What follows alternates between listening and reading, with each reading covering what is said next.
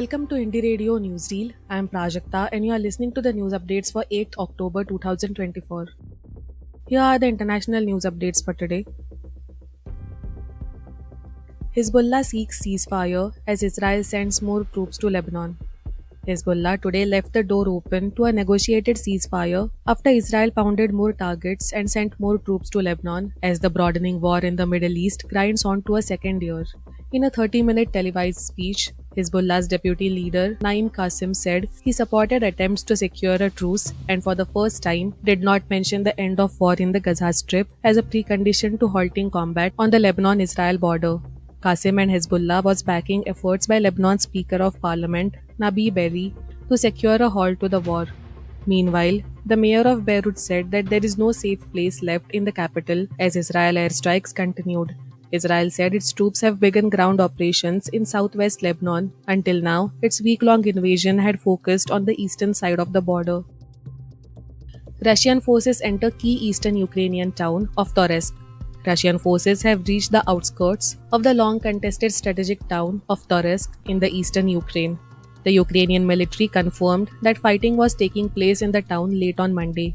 Toretsk is the latest key location that Russian troops have reached in recent weeks as they advance Moscow's bid to take control of the Donetsk region, a mining town close to the areas of Donetsk region captured by Russian-backed separatists in 2014. Toretsk has sat on the front line for a decade. Moscow's forces have been advancing towards the town since August.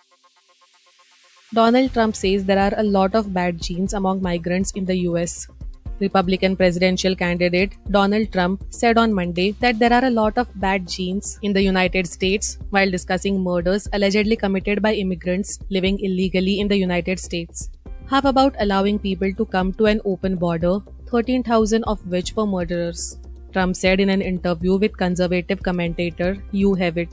The former president has frequently attacked migrants on the campaign trail, particularly those who have been implicated in crimes. At times, he has used dehumanizing language. In a statement, the Trump campaign defended his comments, saying he was speaking only about murderers, not immigrants. The White House condemned Trump's remarks. Now to the national news stories.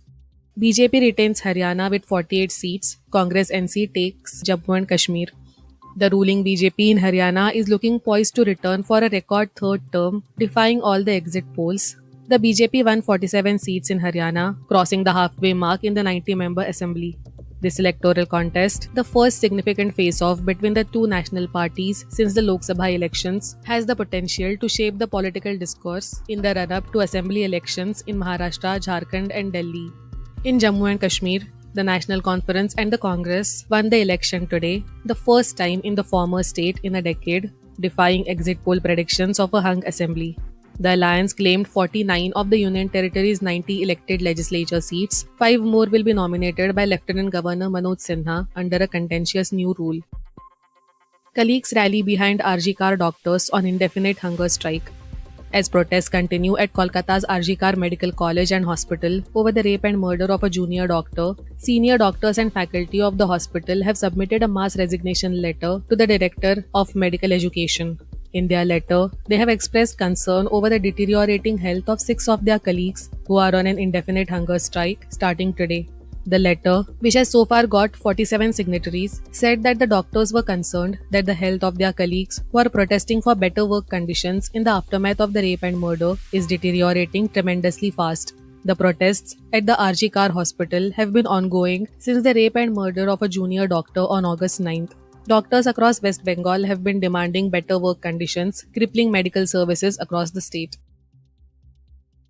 WHO felicitates India for eliminating trachoma as public health problem.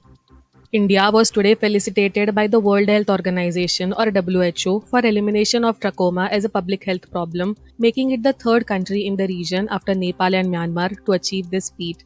The WHO also felicitated Bhutan for achieving interim targets for cervical cancer elimination, Maldives and Sri Lanka for hepatitis B control in children, Timor-Leste for eliminating lymphatic filariasis, and 6 countries for achieving SDG and global targets for reducing under 5 mortality and stillbirth rates.